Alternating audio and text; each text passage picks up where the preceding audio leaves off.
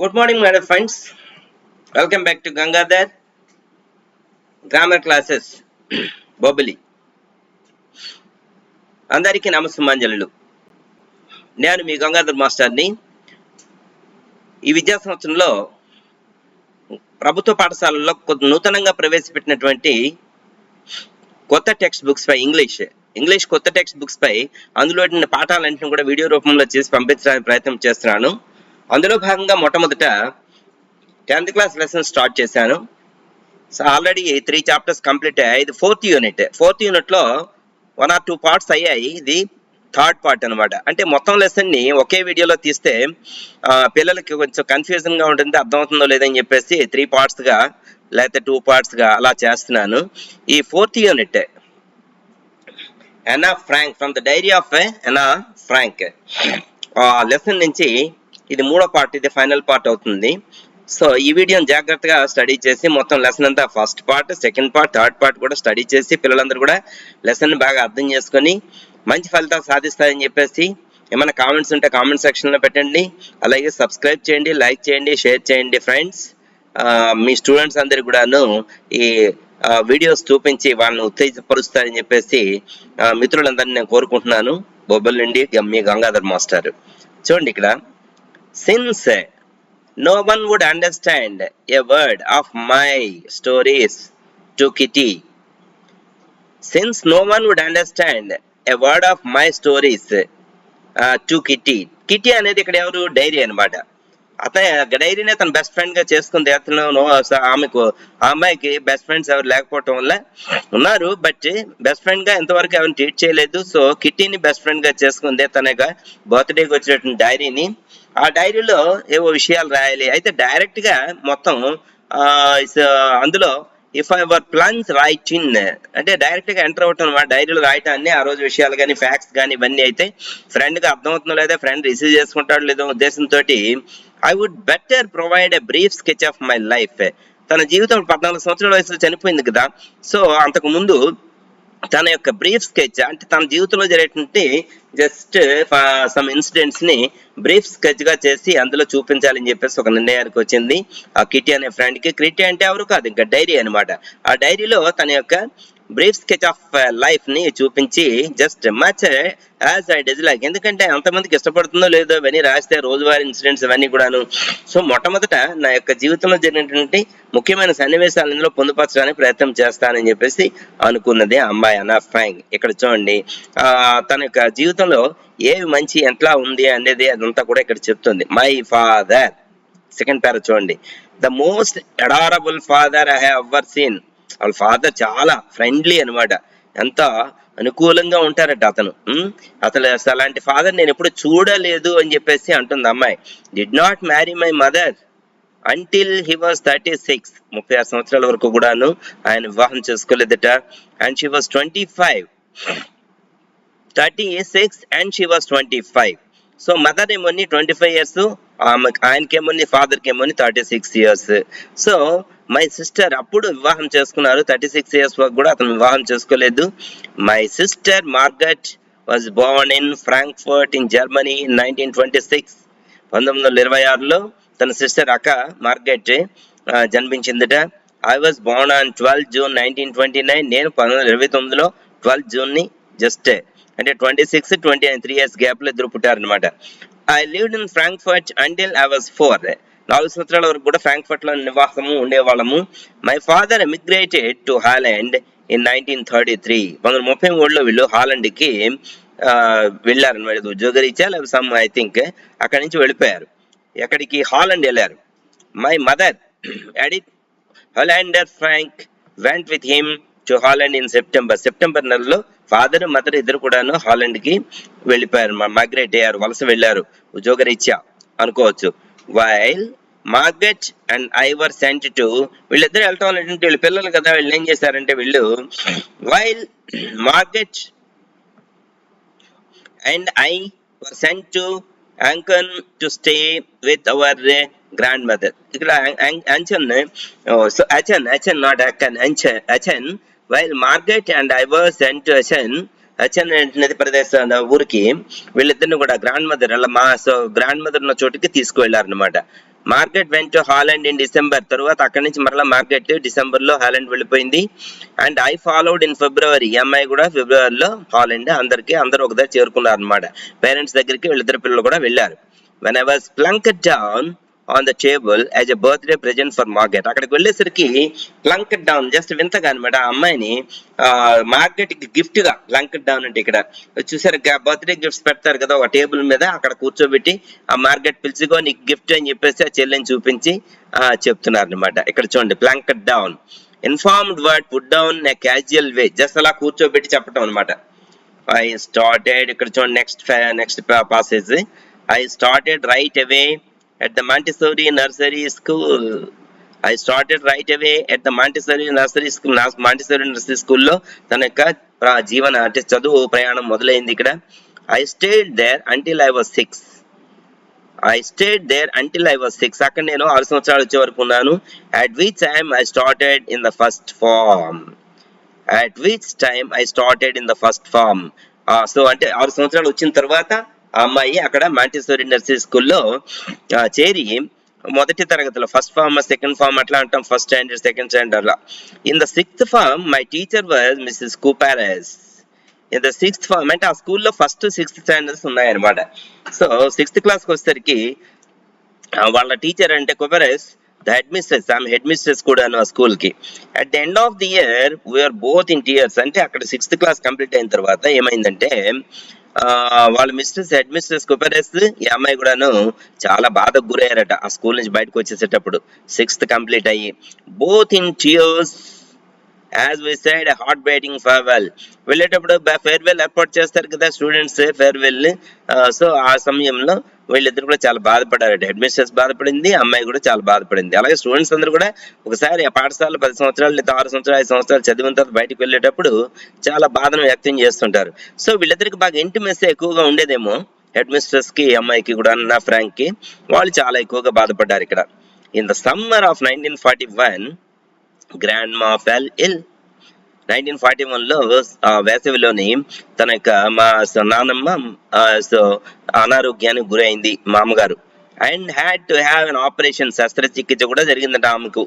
So my birthday pass with little celebration. 6 సంవత్సరంలో తన యొక్క పుట్టినరోజు ఏదో జస్ట్ నామినల్ గా, సరదా, అంత పెద్ద అట్టహాసం కాకుండా కామన్ గా మామూలుగా సరదాగా చేస్తారనమాట. Grandma died in January 1942. Grandma తన యొక్క గ్రాండ్మా 1942లో చనిపోయారు. No one knows how often I think of her and still love her. ఎవరికి తెలియదు వాళ్ళిద్దరి మధ్య ఉండేటంటే అవినాభావ సంబంధం అని చెప్పేసి అనొచ్చు. జనరల్ గా నాన్నమ్మలు అమ్మమ్మలు జనరల్ గా పిల్లల్ని మనవల్ని చాలా బాగా ఎంజాయ్ చేస్తూ ఉంటారు కదా. So this birthday celebration in 1942 was intended to make up for the other. So this birthday celebration 1942 was intended to make up for the other. And grandma's candle was, ఈ birthday celebration మాత్రం చాలా బాగా చేశారు అనమాట. చాలా candles వెలిగించారు. ఆ పక్కనే grandma లేరు కదా, ఆమె కూడా ఒక క్యాండిల్ వెలిగించి just along with the rest, ఓకేనా, ఆమెను కూడా గుర్తు చేసుకోవడం కోసం చెప్పేసి ఒక క్యాండిల్ అక్కడ పెట్టారనమాట. The 4 of us are still doing well. నలుగురం కూడా చాలా హ్యాపీగా ఉన్నాము. And that brings me to the present date of 20th June 1942. అది 20th June 1942 అనమాట ఆ డేట్. And the solemn dedication of my diary. ఈ డైరీని డెడికేట్ చేసిన రోజు కూడా అదే చెప్పేసి చెప్తున్నారు ఇక్కడ ఫ్రాంక్. తర్వాత చూడండి, డైరీ స్టార్ట్ చేశారు. ఎలా స్టార్ట్ చేశారు? Dearest kitty. డియర్ కిటీ అంటాం కదా, ఇక్కడ డియర్ డైరీ అని రాస్తుంటాం. డైరీ రాసినప్పుడు డియర్ కిటీ చాలా ఇష్టం అనమాట అమ్మాయికి ఆ డైరీ అంటే. Our entire class is quaking in its boots. మొత్తం క్లాస్ అంతా కూడాను మొత్తం ఆ కాళ్ళతో బూట్లో ఉండే కాళ్ళు పాదాలన్నీ ఉణిగిపోతున్నాయి, quaking. The reason of course is the forthcoming meeting in which the teachers who decide who will move up to the next form and who will be kept back. చూడండి ఒకసారి మరలాను. Our entire class is quacking in its boards. The reason of course, is the forthcoming meeting in which the teachers decide who will move up to the next అంటే తర్వాత తరగతికి ఎవరు వెళ్తారు, ఎవరు ఉండిపోతారు. ఇదంతా కూడా చాలా ఆందోళనగా ఉందని పిల్లలందరికీ కూడా యాంగ్జైటీగా ఉంది. మనం రిజల్ట్స్ వచ్చేటప్పుడు ఎంత యాంగ్జైటీగా ఉంటాం, అలాగే ఈ పిల్లలందరూ కూడా కాళ్ళు ఉణిగిపోతున్నాయట. Half the class is making bets, అందులో సగం పిల్లలు నువ్వు నేను పాస్ అయిపోతాను, నువ్వు ఉండిపోతావు, ఇలాగా పందాలు వేసుకుంటున్నారట. జిఎన్ and I laugh ourselves silly at the two boys behind us. జిఎన్ అండ్ ఐ, జిఎన్ so another girl and Anne Frank, వాళ్ళిద్దరు నవ్వుకుంటున్నారట. ఆ వెనకాతలు ఇద్దరు పిల్లలు కూడా వాళ్ళు వేసుకునే బెట్స్ చూసి, పందాలు చూసి. సిఎన్ అండ్ జాక్స్ వాళ్ళిద్దరు కూడాను వాళ్ళు ఏం చేస్తున్నారు, has stacked their entire holiday savings on their bet. మొత్తం వాళ్ళు వాళ్ళ అమ్మ నాన్నలు సెలవుల్లో ఇచ్చినటువంటి డబ్బులన్నీ కూడాను, అదే సంవత్సరం అంతా ఇచ్చిన డబ్బులు దాచుకుంటారు కదా పాకెట్ మనీ, ఆ డబ్బులన్నీ కూడా బెట్ వేసేస్తున్నారట. అరే నేను పాస్ అయిపోతాను, ఉండిపోతాను, ఇలా అనమాట. ఫ్రమ్ మార్నింగ్ టు నైట్, ఉదయం సాయంత్రం వరకు, it's you are going to pass, నువ్వు పాస్ అవుతావు, ఐఎమ్ నాట్, నేను పాస్ అవును, as you are, no I'm not. ఈ విధంగా వాళ్ళిద్దరు కూడా అనుకుంటున్నారు అనమాట. Even jeers pleading glances and my angry outbursts can't calm them down. అప్పటి కోపం వచ్చింది వీళ్ళిద్దరికి కూడాను. ఎవరికి, జిఎన్ కి ఈ అమ్మాయికి కూడాను వచ్చి అంత గట్టిగా చెప్పిన వాళ్ళకి కోపం వచ్చి వాళ్ళు మాత్రం కామ్ అవ్వలేదట. If you ask me, there are so many dummies. If you ask me, నువ్వు నన్ను అడిగితే, there are so many dummies that about a quarter of the class should be kept back. ఇంచుమించు 25% ఆఫ్ ది క్లాస్ స్టూడెంట్స్ బహుశా ఉండిపోతారు, ఎందుకంటే dummies, stupid fellows ఉన్నారు ఇందులో dummies అంటే. So but teachers are the most unpredictable creatures on earth. కానీ teachers మాత్రం ఆ విషయాన్ని బయట పెట్టరు, వాళ్ళు మనసులో దాచుకుంటారు అనమాట. పిల్లలు ఇబ్బంది పడతారు, పిల్లలు బాధపడతారేమో అని చెప్పేసి. Oh I'm not so worried about my girlfriends and myself, I'm not so worried. ఇక్కడ గర్ల్ ఫ్రెండ్స్ అందరూ కూడా మాత్రము ఎన్నా ఫ్రాంక్ వాళ్ళు కూడాను దాని గురించి, వాళ్ళ రిజల్ట్ గురించి బాధపడుతున్నది పెద్దగా. విల్ మేక్ ఇట్, డెఫినెట్ గా మేము అందరూ కూడా పాస్ అవుతాము. The only subject I'm not sure about is maths. ఈ అమ్మాయి కూడా చిన్న డౌట్ ఉంది మ్యాథ్స్ లో ఫెయిల్ అవుతానేమో అని చెప్పి. Anyway all we can do is wait. Anyway all we can do is wait. Anyway all we can do is wait. ఏదైనా సరే మనం రిజల్ట్ వచ్చే వరకు వెయిట్ చేయాలి, దానికి మనం చేసేది ఏం లేదు. Until then we keep telling each other not to lose heart. అంతవరకు మన ఊరికి బాధపడిపోయి ఒకరినొకరు ఇలాగా చేసుకొని మన మనసుని పాడు చేసుకోవడం మంచిది కాదు అని చెప్పేసి అమ్మాయి అన్న ఫ్రాంక్ అండ్ జిఐ చెప్తున్నారు అనమాట. I get along pretty well with all my teachers. I get along pretty well with all my teachers. Teachers అంతా కూడా చాలా హ్యాపీగా ఆనందంగా గడిపారు. There are 9 of them. అందులో 9 టీచర్స్ ఉన్నారట మొత్తం. 7 men, అందులో 7 మగవాళ్ళు, 2 women, 2 ఆడవాళ్ళు. Mr Keesing the old fogey who teachers maths. So Keesing అనే అతను మ్యాథ్స్ టీచ్ చేసేవారు అనమాట. పెద్ద ఆయన కొంచెం ఫొగే was annoyed with me for ages because I talked so much. అతను మాత్రం నన్ను బాధ పెడుతుండేవాడు. ఎందుకోసం అంటే నేను క్లాస్లో ఎక్కువగా మాట్లాడతాను అని చెప్పేసి. సో ఆఫ్టర్ సెవెరల్ వార్నింగ్స్, చాలా సార్లు నాకు ఆయన వార్నింగ్స్ ఇచ్చారు. he assigned me extra homework. నాకు ఎంత చెప్పినా అనకపోయేసరికి నాకు హోంవర్క్ కొంచెం ఎక్కువగా ఇచ్చేస్తుండేవారు అనమాట ఆ కిస్సింగ్ అనే మ్యాథ్స్ టీచర్. ఏంటి హోంవర్క్ ఇచ్చారట ఒకసారి, ఆయన ఎస్సే ఆన్ ద సబ్జెక్ట్. ఏంటో సబ్జెక్ట్, చాటర్ బాక్స్, వాగుడుకాయ. చాటర్ బాక్స్ అంటే వాగుడుకాయ, a chatter box.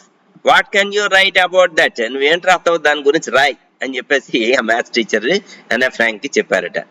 I would worry about that later. దాని గురించి నేను తర్వాత కొంచెం బాధపడ్డాను. ఐ డిసైడెడ్, అప్పుడు నిర్ణయం తీసుకున్నాను.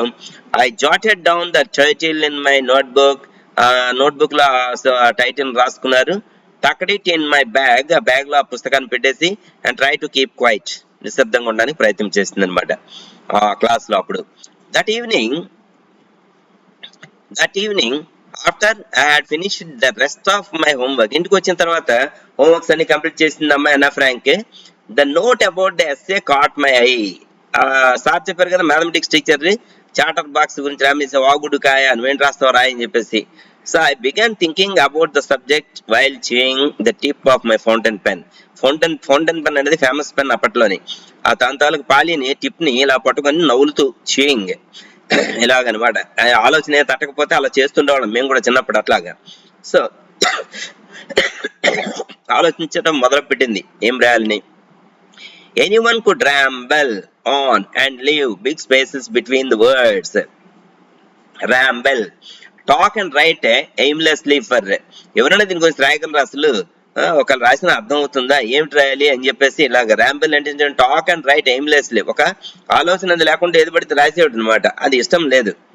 So but the trick was to come up with convincing arguments to prove the necessity of talking. అసలు మాట్లాడడం అనేది ఎంత అవసరం అన్న దాన్ని సరి అయినటువంటి ఆర్గ్యుమెంట్, సరి అయినటువంటి వాదనను చూపిస్తూ దాన్ని రాయాలి అక్కడ. వాగుడు కాయ అని చెప్పేసి కదా ఇచ్చారు. సో థాట్ అండ్ థాట్, ఆలోచన చేస్తా ఉందన్నమాట అమ్మాయి. And suddenly I had an idea.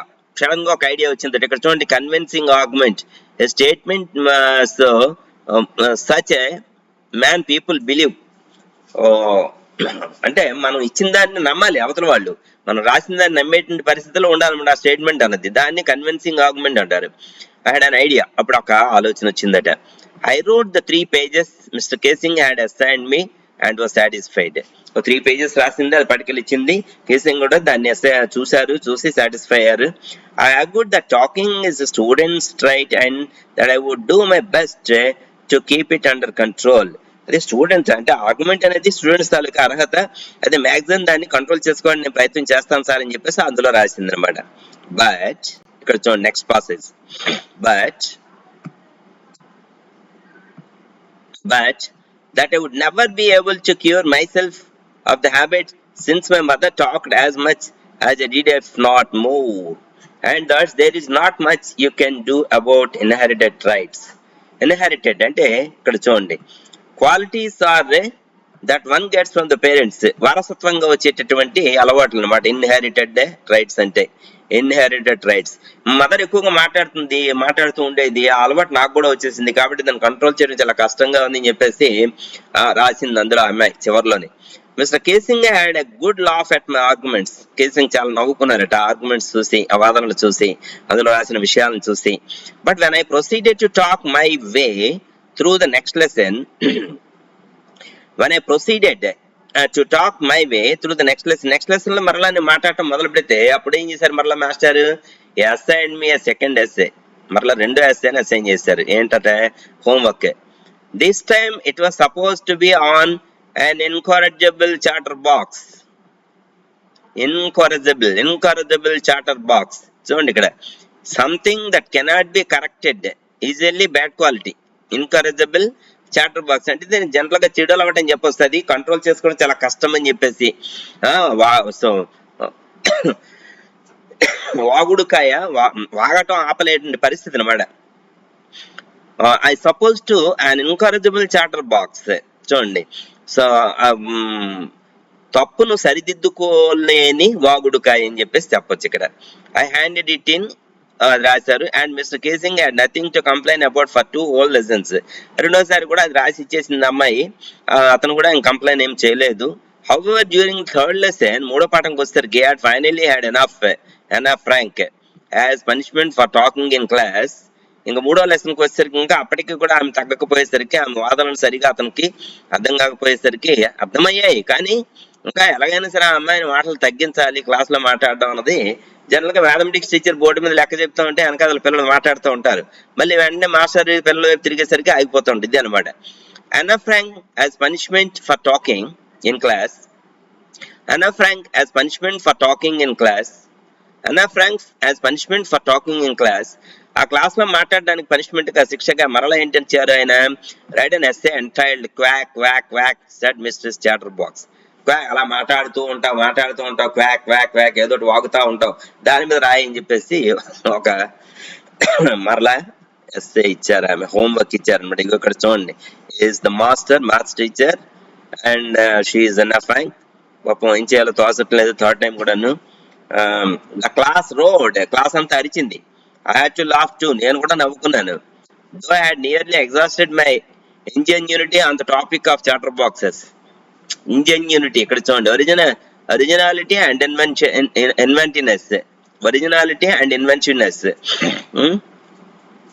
I was nearly exhausted my ingenuity on the topic of chatterbox. Chatterbox నేను రాశాను, అయితే జెన్యున్ గా లేదా అని చెప్పేసి దాని గురించి నవ్వుకుంది అనమాట. It was time to come up with something else, something original. So ఈసారి మాత్రం ఎలా అయినా సరే ఇష్టం వచ్చినట్టు అలాగే ఇంతకుముందు రాశాను 2 lessons లో, 3rd lesson మాత్రం అట్లా రాయకూడదు. ఏదైనా సరే సంథింగ్ ఒరిజినల్ గా సొంతంగా ఆలోచించి జాగ్రత్తగా, లేకపోతే the help of my friend. ఇక్కడ చూడండి, మై ఫ్రెండ్ సానీ. సానీ అనేటువంటి అమ్మాయి తన యొక్క friend who has good at poetry. ఈసారి ఎస్ఏల టైప్ లో రాయకుండా పోయం టైప్ లో రాయాలి. పోయం టైప్ లో రాయండి. ఆ అమ్మాయి సానీ పోయమ్స్ రాయటంలో దిట్ట అనమాట. Offer to help me write the essay from beginning to end in verse and I jumped for joy. ఆ అమ్మాయి హెల్ప్ చేస్తా అన్నదట. రా నువ్వు పోయం రూపంలో రాద్దాము. ఒక్కసారి ఎగురు గంతేసింది అనమాట అమ్మాయి, జస్ట్ అలా చెప్పేసరికి. ఎవరైనా Frank, mister Keesing was trying to play a joke on me with this ridiculous subject. Keesing maths teacher ఈ మీద ఒక జోక్ వేయాలని చెప్పేసి అనుకున్నాడు ఆ సబ్జెక్ట్ చూసి నిజంగానే. But I had to make sure the joke was on him.